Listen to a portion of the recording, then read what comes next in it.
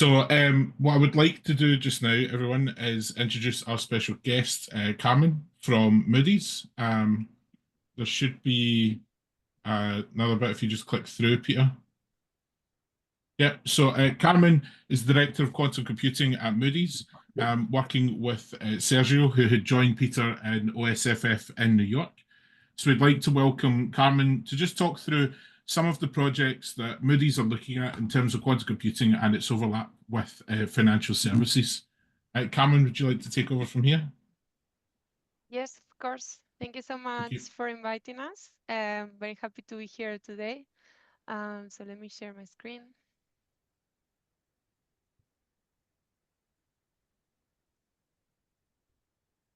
Okay, cool. So I named the presentation From Research to Production because this is a Horizon 3 innovation topic, right? It's farther away in the future. And this is why we need to do a lot of storytelling and a lot of convincing on why we should start investing on this today. And what's the value from creating a quantum team in the financial industry today. So the first thing is to look at the most recent thing that exploded, that it's AI, and what can we learn from the adoption of AI, how it started. It has been here for a long time, even though it seems like it's something new. So let's see what we can learn from that.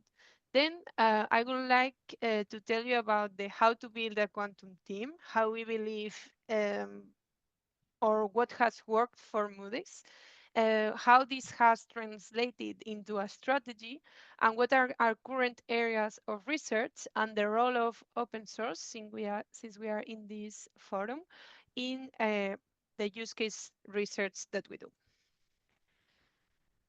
So let's begin with the first thing.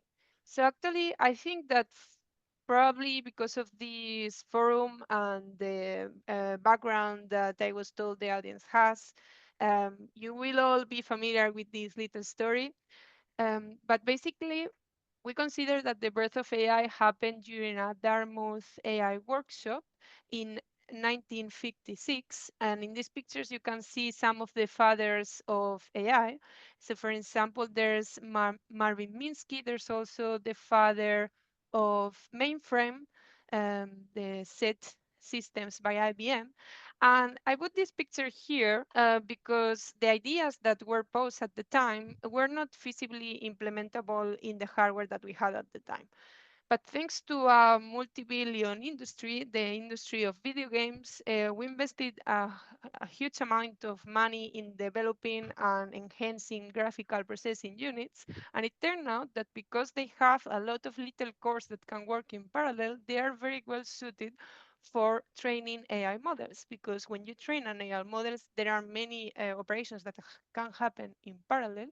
And therefore, we discovered that this hardware that had been developed for something else was very well suited for training AI models. So thanks to the developments in hardware, in 2015, we were able to hit a breakthrough where a model, an AI model, was able to beat humans at a single task, the task of classifying images, and the AI models were able to surpass the human error. Then in 2017, there was a paper that changed everything. The paper was called Attention is All You Need. I don't think I need to tell you more about this paper. It led to the birth of ChatGPT. But this was only after 66 years of what we consider the birth of AI. So what I wanted to tell with this story is that it took a lot of time from these theoretical ideas to become implementable in hardware and for a paper to bring us what we understand as AI for all. And in this case, my company, Moody's, we were able to react very fast. And only 1 year after everything exploded, we were able to create our very own version of ChatGPT. We have announced a lot of things about it. We call it Moody's Research Assistant. And now many of our products are leveraging GenAI. So why did this happen? This was not a coincidence. We had been working for years to monitor the technology. We had trained our workforce. We had understood how to leverage and how to integrate AI models in production, how to curate our data so that we could take advantage from them. And we think that there's going to be a similar timeline with quantum. So this is actually, again, not a new concept. The concept was first coined in 1981. This was the first time that someone proposed to the computer scientist community to build a computer that would behave like quantum mechanics. And this was the physicist Richard Feynman, who is famous for being one of the best educators in physics, but also because he won the Nobel Prize of Physics. In 2016, there was a breakthrough. IBM put the first quantum computer in the cloud, something that had been a black box that scientists had been working on in their labs, now was for the first time available for the world to try. And this was huge because there was also an explosion of open source SDKs. Other companies followed and also put their own versions of a quantum cloud and offered access to other systems. And all of them started creating software tools that were open source and engaged, invested a lot of money also in generating a community around it. And I also know because I was working in IBM exactly on that, on community building before joining Moody's. We have seen a lot of breakthroughs in the last few years, and if you listen to the experts, they are saying that it's amazing the progress of the last 10 years. And we don't see any blockers on why this will not scale up to the sizes that we need for it to be useful. So this is why in Moody's we have decided, and actually this is something that I need to thank my boss for. Sergio was the person who convinced our CEO that we needed to create a quantum team. And we need to create a quantum team so that we can wait for the ChatGPT moment of quantum. And when that happens, we will be able to see it coming, and we will have done our homework so that we can leverage quantum within our products, so that our workforce is trained, and also so that we can integrate it in production. And at the same time, because this is a well-known thing, um, there's not only an opportunity that comes with quantum, there is also a threat, right? A threat to cybersecurity, to the way that we secure our data. So this is why we need to work on both sides. We need to work on the opportunity, detecting the use cases where we will be able to leverage quantum, but also preparing so that we take the necessary steps to migrate to um, post-quantum safe cryptography. Okay, so now you may think, okay, so once you convince your CEO that this is important, where do I start, right?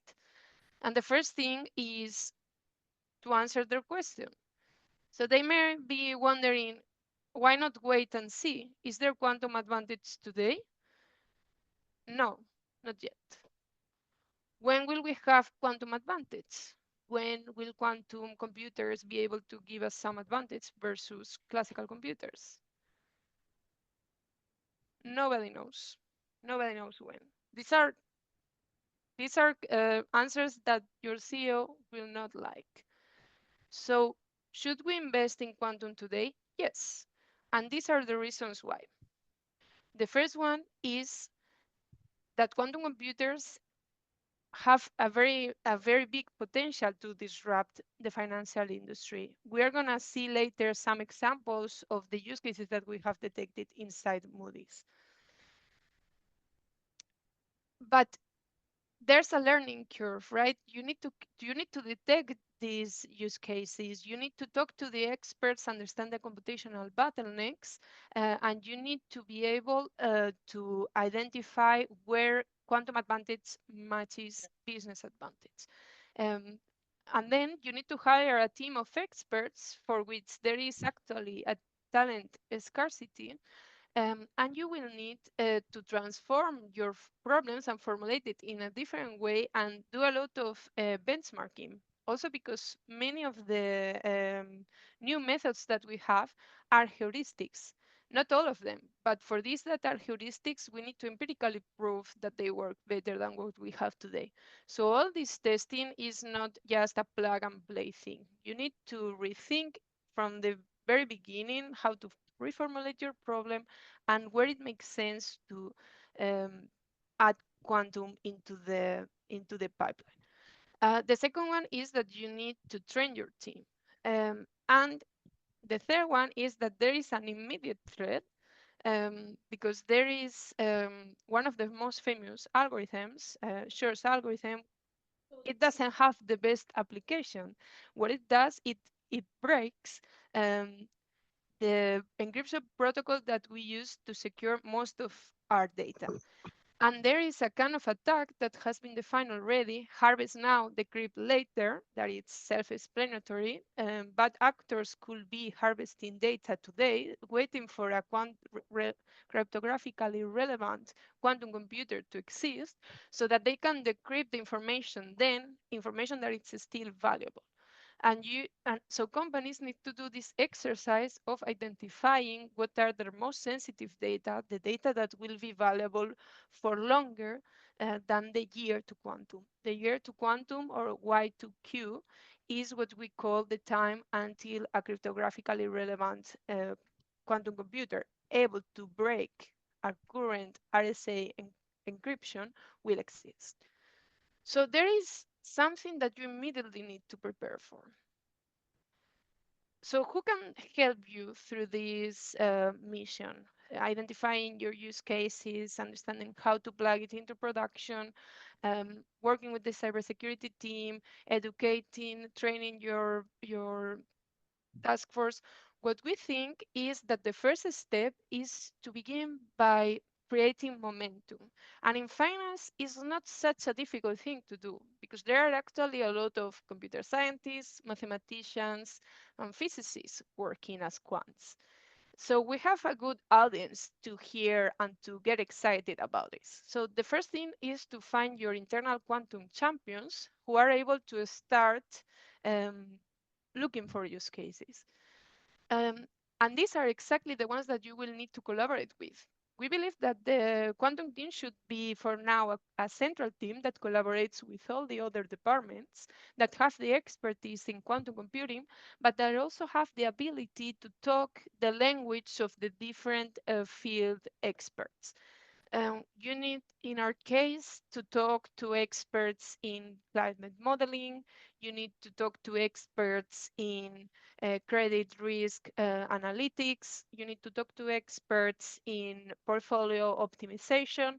So you need to talk to experts in all the different areas, and you need to be able to understand the problem formulation, the current methodologies that they use, and why the current methods struggle sometimes. Um, but you also need someone that is able to understand the threat, right? So you don't want to build a team only working on the use cases, but also someone who has a little bit of background in order to moderate and to lead this transition to post-quantum cryptography.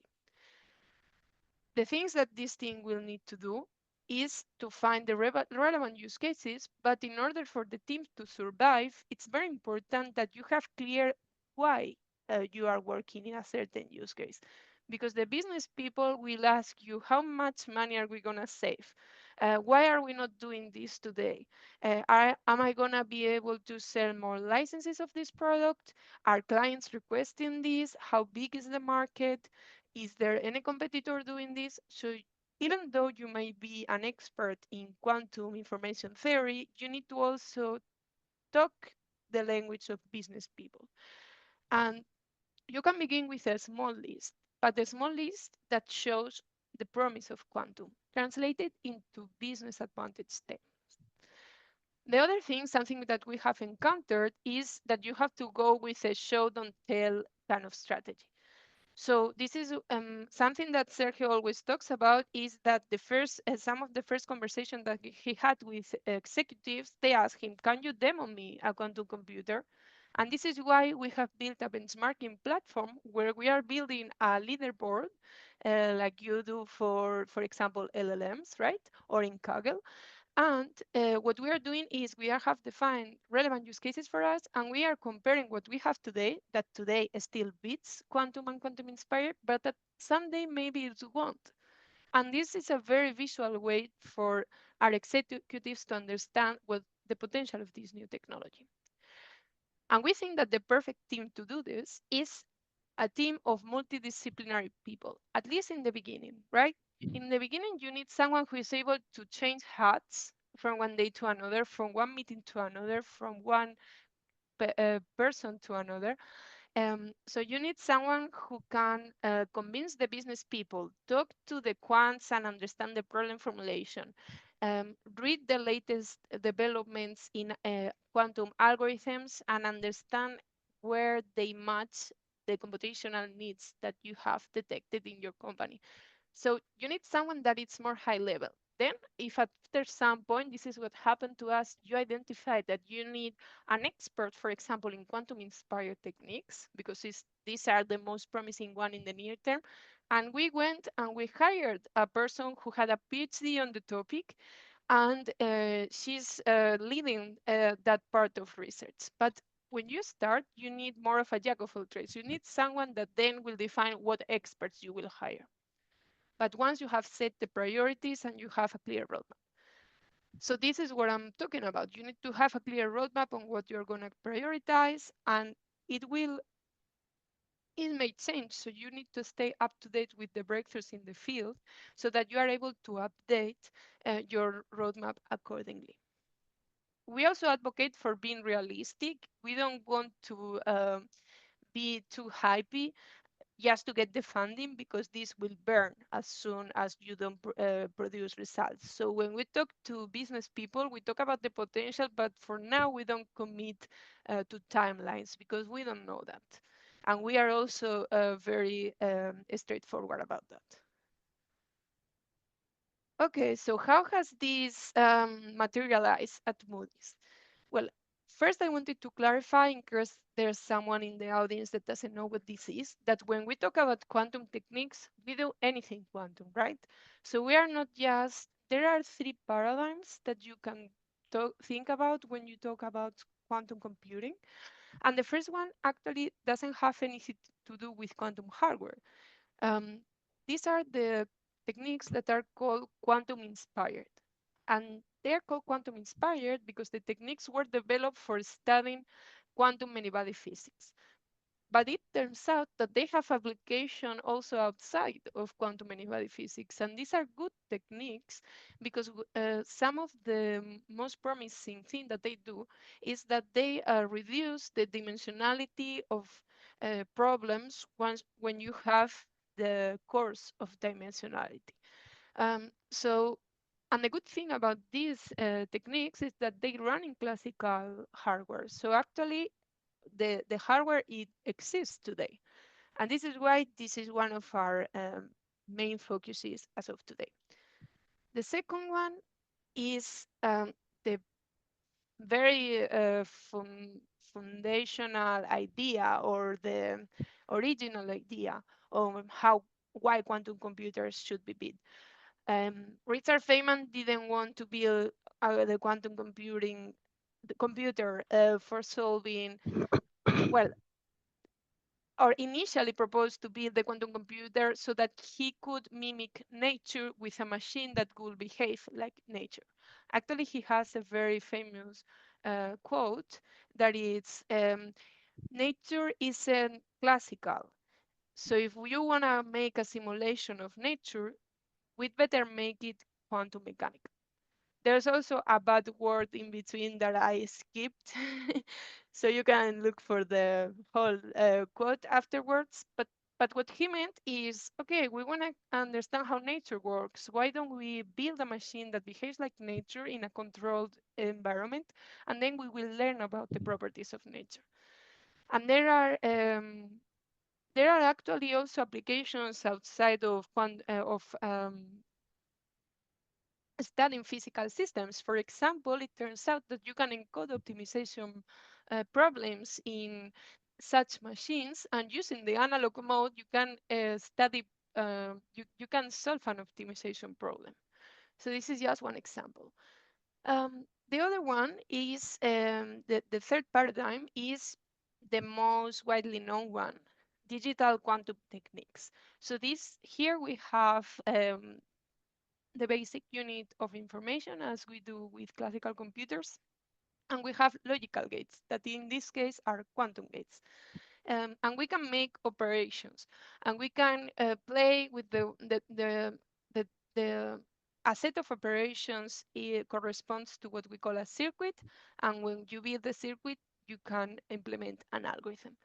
So here there are also algorithms, and actually, I will tell you a little bit more about that later. Um, but basically, our strategy has materialized in four focus areas, right? I already kind of made a spoiler about the fact that we're working both in the threat, so the risk and the opportunity. So we have established a strategy with our cybersecurity team to migrate to post-quantum cryptography. And actually, in August, NIST already published 3 standards that are not threatened by quantum computing. Or at least this is what we think today, because actually the discussion around cybersecurity is the need of a rigorous crypto inventory and of crypto agility, so that if a new threat happens, you know where your what your encryption protocols are and where your most sensitive data is and what you need to update. So this is why we confounded with other institutions in the financial sector. And if we have here other companies of the financial sector, you are welcome to contact me afterwards because we are looking for new members. We co-founded the Quantum Safe Financial Forum.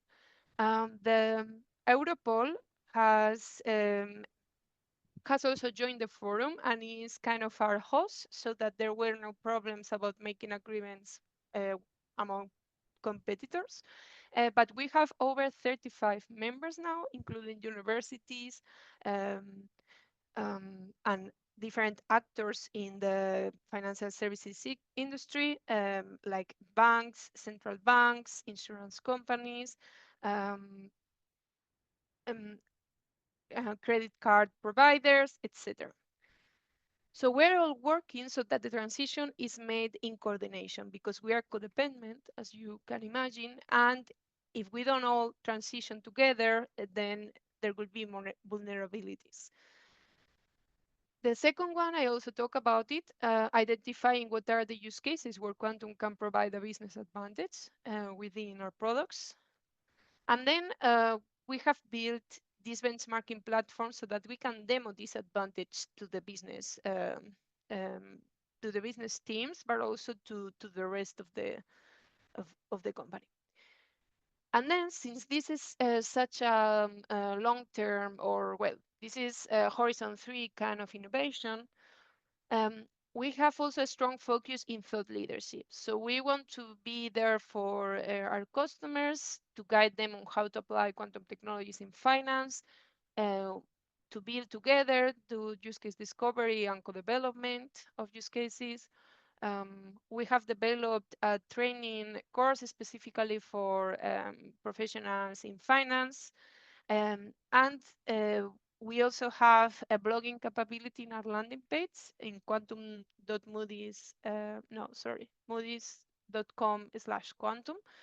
And there we try to write blogs about the relevant topics. Every time there is a breakthrough, we try to translate it into how that does this breakthrough advance the field and how does it affect the financial sector. And last but not least, we're also very actively engaged with the academic and student community. So here our strategy is to stay close to academia, because they are the ones who are making sure that progress is done with scientific rigor. but we believe we need to be close to them because this way we tell them what are the use cases that are relevant to the industry.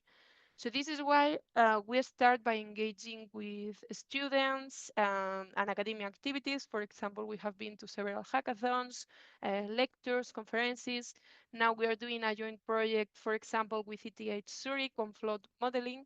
Um, it- we try to look for which universities have a strong master or on quantum engineering or quantum related topic, and try to collaborate with the existing activities that they already had. So yeah, to name a few, ETH, Trinity College of Dublin, ICFO in the Institute of Photonic Sciences of Catalonia, Innsbruck in Austria, MIT in Boston, um, Harvard and Yale. So these are just some of the examples.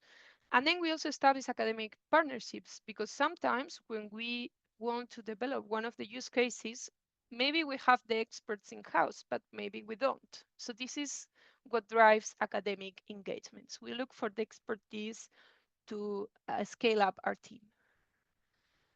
So overall, this could be summarized on two columns. You need to work on the defense and the offense. The defense is to protect against the threat to cybersecurity and become quantum safe, and also to be an early mover because otherwise you may lose your competitive advantage. And then on the offense side, you will be able to get better insights faster, get to insights that seemed unreachable before. This is the big promise of quantum, right? This is why we are so excited about it because it doesn't solve every problem better than classical computers or AI, but there are problems that we know that are impossible to solve today where quantum could give us an answer. Um, another point with the offense is the preparation. It takes time to get quantum ready. And if you are among the first movers, you have the opportunity to generate valuable IP. So now we're going to talk about the use cases we have identified, and I wanted to tell you what's our approach. So when we go looking for use cases, what do we mean? There are many different approaches out there. There are many propositions on how to physically build the hardware. So this is why none has proven to be better than the other yet. Some are better in some aspects, some are better in some other aspects. We still don't know which one is going to scale up. We have our thoughts, our opinion, but there's no consensus, let's say. So this is why we are hardware agnostic, right? Which we find the use case and then we look at the literature and we see what are the tests that we're going to do. And maybe even for the same use case, we may use different kinds of hardware. So we try to stay at a high level. We also try to be pragmatic. So if we have an opportunity to collaborate with a certain group on something, we also try to give it priority. We are makers. We don't believe anything uh, others say. We like to try everything for our own. I mean, we believe what we can test, and if there are results backing up the the results, of course, we believe that. But what I mean is that we like to try everything for ourselves, mostly because most of the research around use cases are done in toy problems, and these are not the problems that we find internally. So we want to look at these techniques and try them in our real world problems. And that's where we see the limitations or the potential. And we are driven by business advantage. So we are not just going to do something because it's faster or more accurate. There needs to be a business advantage driving that decision. And then I talk about the three paradigms, but there is another dimension to it. I already explained why quantum-inspired techniques are good. In the short term, we are also thinking about whether we can do something with the current devices, because the problem that we have today with real devices is that we don't have effective code for correcting errors. So this is why we're a little bit limited, and there are companies that have a motto to adapt their algorithms to the current hardware, but there are a lot of limitations because of the noise that they have. So we keep an eye on that, but I, our opinion is that the bet is not on that. There are also some other devices that are core, for example, quantum annealings that show some potential for optimization and some other problems. But all these short-term NISC and quantum annealers, we believe are the advancements we can expect are incremental or narrow. With quantum-inspired, the promise is bigger.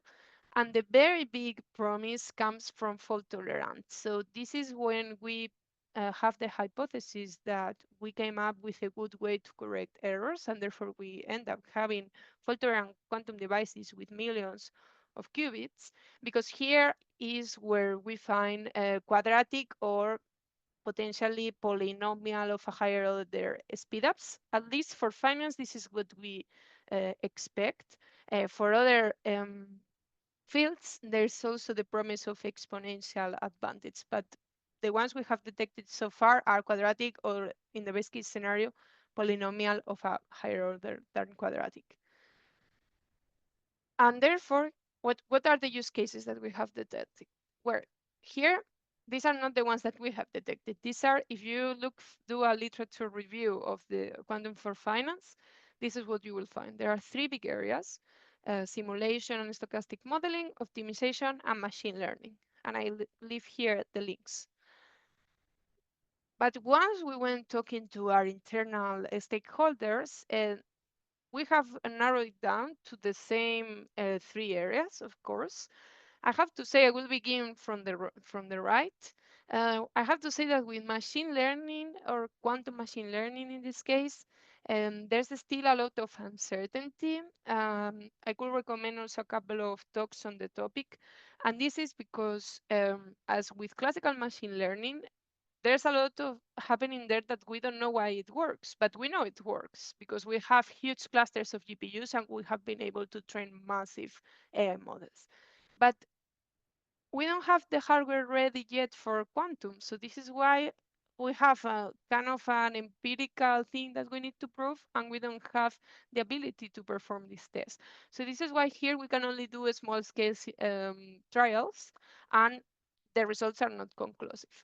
But still, we have some use cases that we are researching.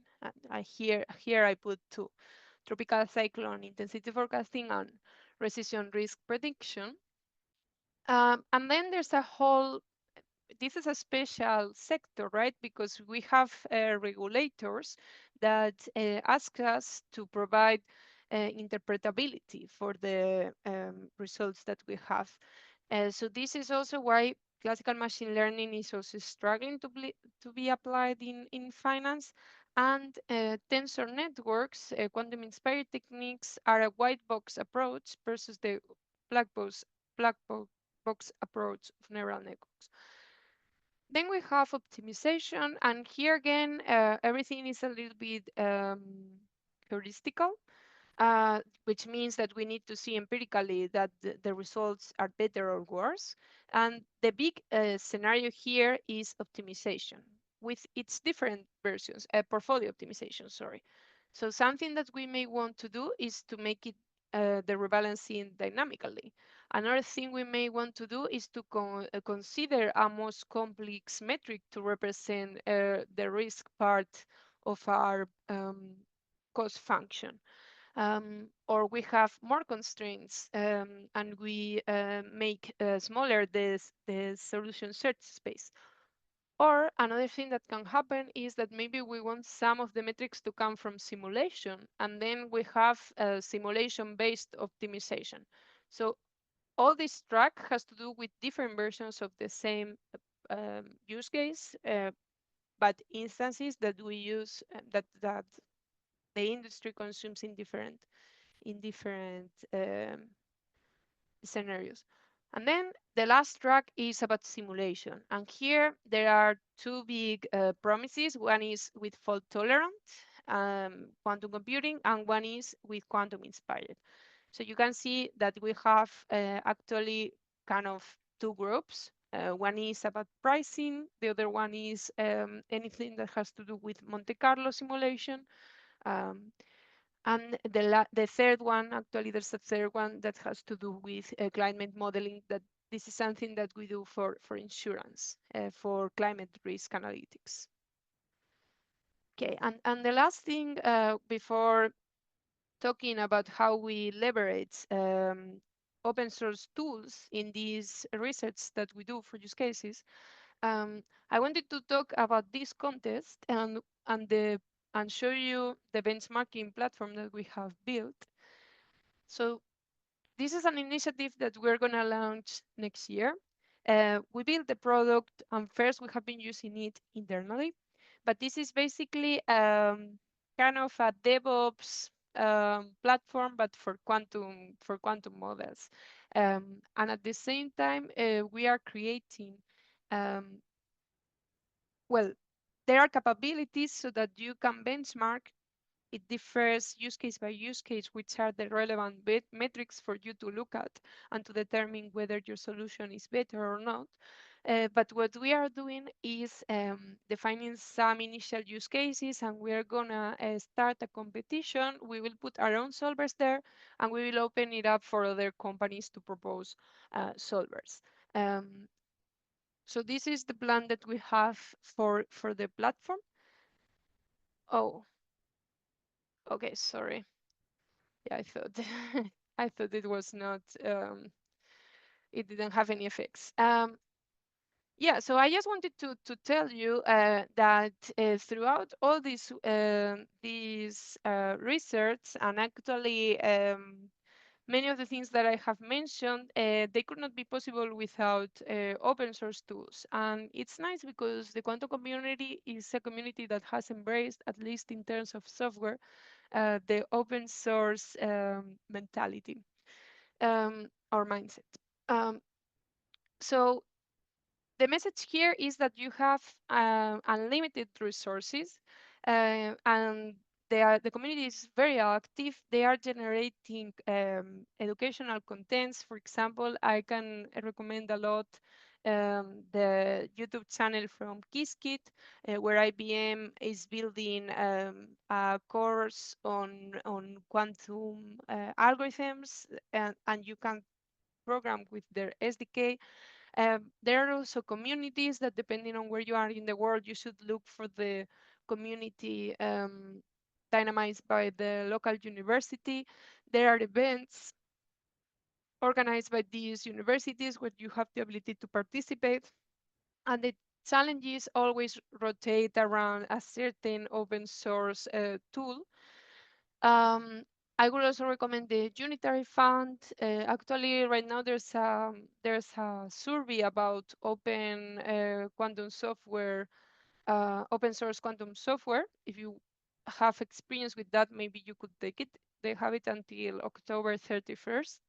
I just did it myself this week.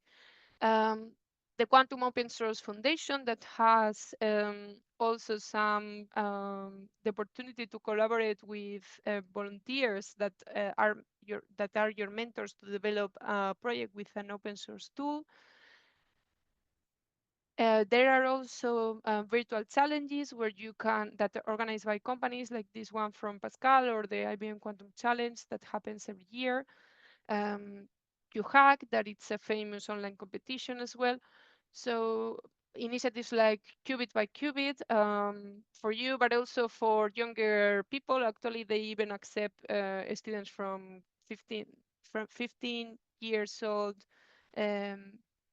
starting at 15 years old. And this is a course that runs for 8 months, and it's taught by researchers from the best universities in the US. So yeah, their opportunities are endless. And to wrap up, because I wanted to give also some time for questions, how to collaborate with us. So things that we're looking for are beta testers of our platform that would like to try it out and maybe dare to code their own solver. Talk about joint use case development, continue the conversation. And the final one, if you're an institution in the financial services sector, you are invited to join the Quantum Safe Financial Forum to ensure that we make the transition together. Okay, so that's everything I wanted to tell you, and I'm happy to take questions. Thank you very much, Carmen. We really appreciate you taking the time to take us through all of that.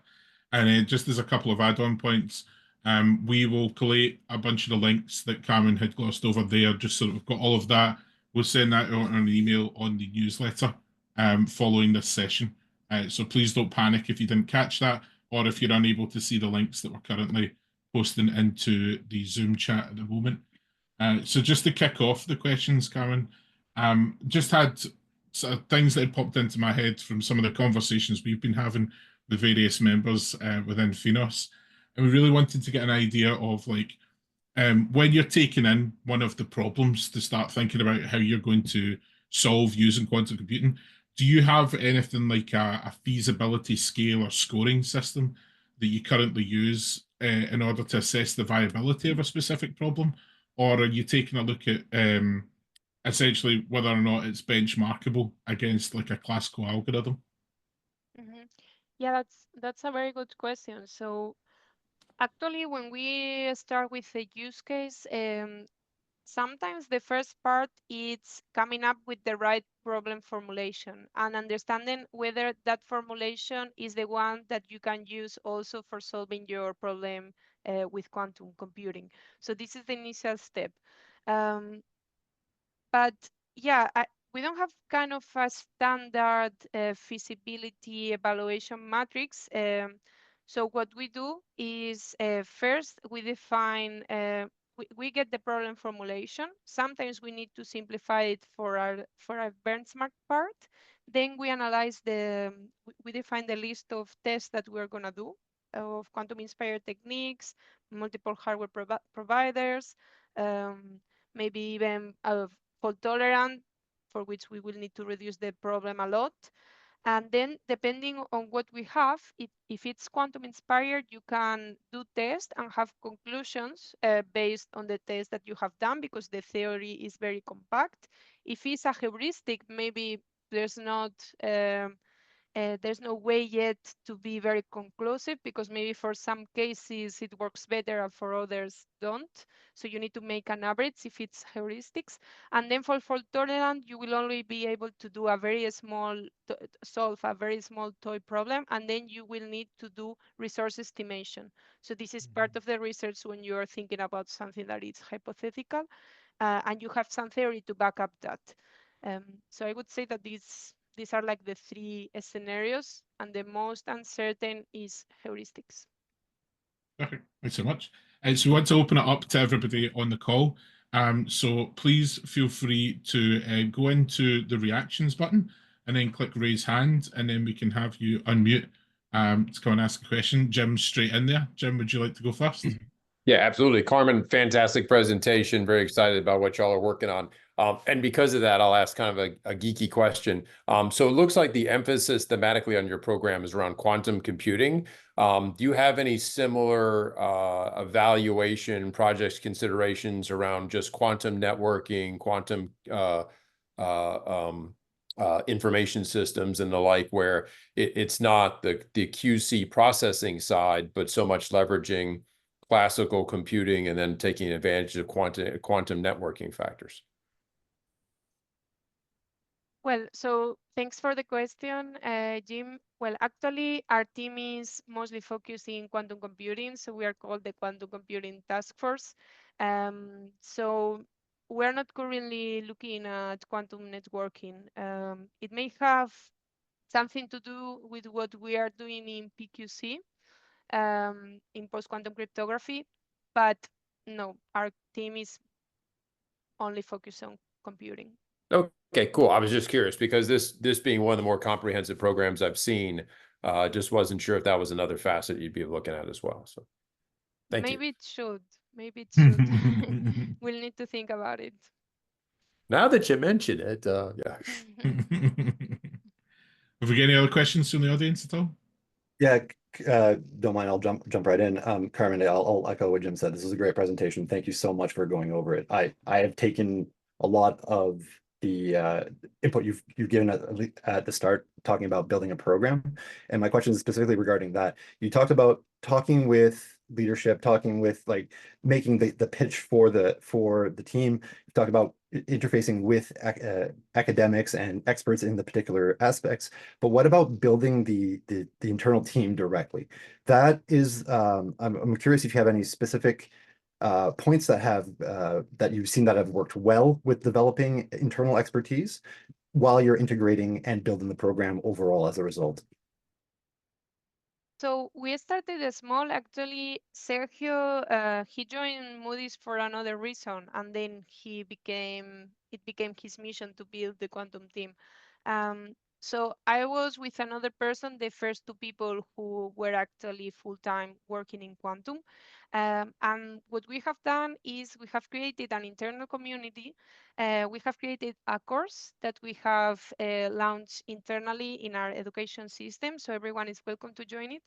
And then we have internal initiatives like we call them quantum office hours. So once a month we gather and we whether teach about the topic, or we also listen to the community to see what they want to hear about. We organized challenges so that they also get hands-on and try the technology themselves. But we rely a lot on the enthusiasm of the internal teams. So yeah, our experience is that quants are a good public for quantum, and actually all the subject matter experts that are working with us, they have a personal interest, and what we try to do to help them have time for this, because they are busy, of course, with the day-to-day, is we try to make this messaging also with the high-level managing directors, so that they are aware that some of the people in their units are working with us on this. So we try to give them visibility so that they have the buy-in from their managing director. And yeah, Sergio is helping us a lot with that because he's also the managing director for us. So he knows the other ones. And we try to do these knowledge sharing sessions, put a lot of emphasis on who is helping us, talk about the business value. Yeah, and this is the way we have operated for now. Of course, there are also skeptics in the company. It's not everything ideal. Some people don't want to hear about us because they have their own thing, but No, thank you. I've definitely taken some notes, and we'll be adjusting my approach on building our quantum team on our. Thank you. I just followed on from that point. Carmen, what's the best way for any members of the audience who are interested in working with you on the task force? What's the best way for them to get in contact or to raise their hand for volunteering? So you can write me. I will share two emails with you. One is quantumcomputing@moodys.com, but I will also share with you my email so that you can reach out to me directly. Ideal. I'll follow up with you after the call and we'll get all those links together and send that out to the newsletter. Great. Sounds great. Ideal. So last call, just before we've got to wrap up. Any last minute questions? No? Okay. Well, I'd like to just thank Carmen once again for giving up her time to come along and speak to us today. We really appreciate going through the full presentation. We look forward to collaborating in the future. As ever, we are going to collate all of the notes together. We'll take a little edit of the recording of this and put that up for anyone to come back and review or share with any of their peers if they'd like to talk about quantum computing. And in that email that we will send out, you'll have both Carmen's email address and the email address to get in touch around the quantum task force. Next month, we are going to change the timing of the session just because we will be impacting onto Thanksgiving. So please look out. We will move that diary along, and we won't be running a session in December because obviously Christmas, nobody wants to sit and talk emerging technologies. We should be spending time with your family. So we'll do a wrap up in November. We will still have the Brain Trust happening at the start of November. So please look forward to that if you are a FINOS member. Otherwise, we'll see you on the public session next month. We hope that you have a great rest of your day, and we will get together quite soon. Take care, everyone. Bye-bye. Thank you. Bye-bye. Thank you.